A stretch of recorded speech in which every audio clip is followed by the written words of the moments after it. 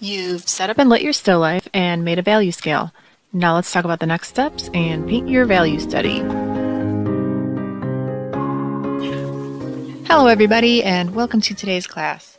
In this video I'm going to show you how to draw out your still life so you can narrow down your composition even further, then how to use your value scale, and finally how to paint your first still life. So let's begin. Grab a pencil and some paper and head on over to your easel. We're going to draw out some thumbnails.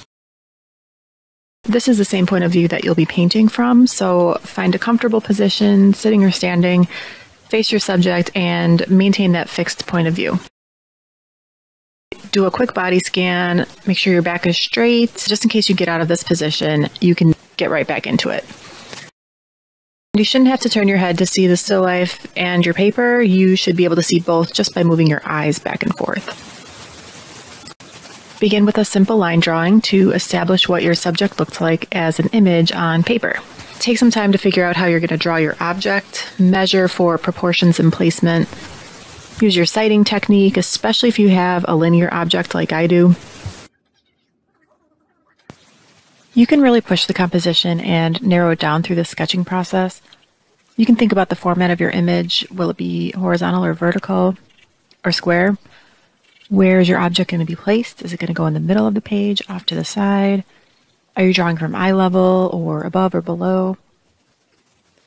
I'm putting a frame on this one to show the edges of the paper.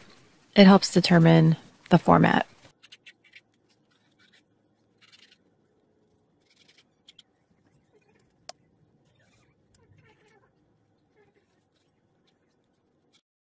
The shadow and the top angle of the cube are acting like arrows and pointing toward the left side of my page, so it makes for an interesting composition.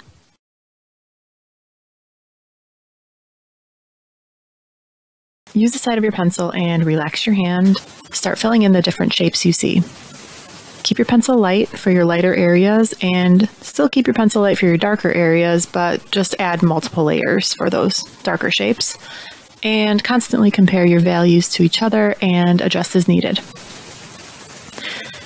It's hard at first to see the difference, so a good way to start and not be overwhelmed is just to look at your subject and kind of blur your eyes a little bit, or like kind of squint at the still life. Your darkest darks and your lightest lights should jump out at you.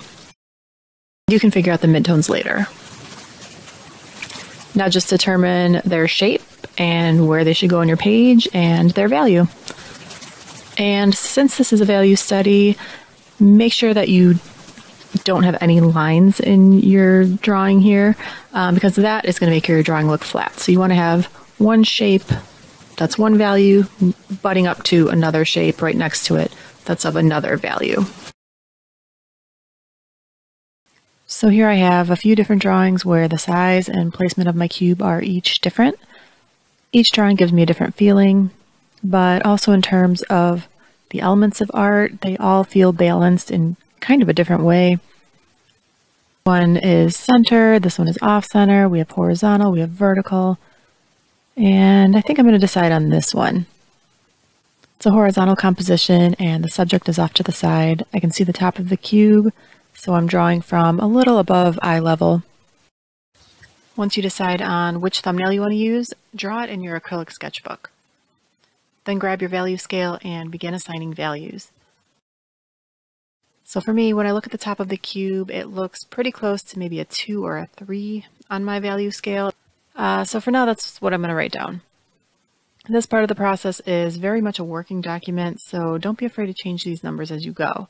This might be a 2, or it might be a 3, or it might be a value in between 2 and 3. I might want to change it later, and that's fine. Keep comparing. Maybe the right side is a 4, left side is a 5, and so on. Once everything is labeled, it's finally time to paint. Yay! I'm using titanium white and carbon black. These are the same paints that I use to make my value scale. Just use the palette knife to mix up your values and your paintbrush to brush it on. For this point on in the assignment, it's almost like a color by number kind of thing. We'll be doing some blending in the next assignments. But for now, if you're seeing a slight difference in one of your sections, just try to simplify it and choose one value.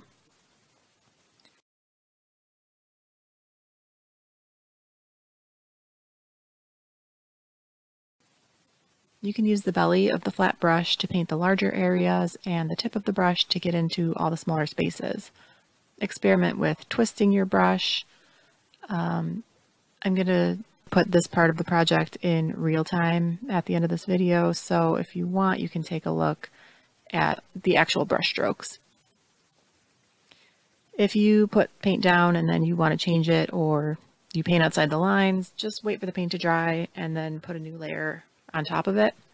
If you're using titanium white, it's an opaque color, so it should cover.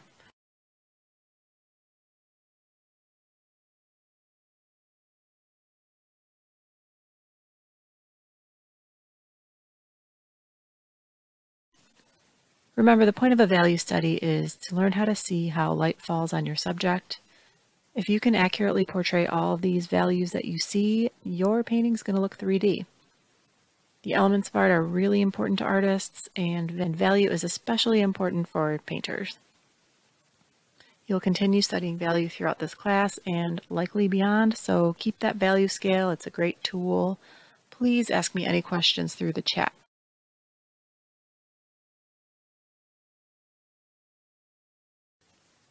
This is the last of the videos that are focusing specifically on painting a value study. Our next topic is space, which is another element of art. We'll focus on how painters create the illusion of space to create more realistic paintings. So until then, happy painting, and I'll see you later.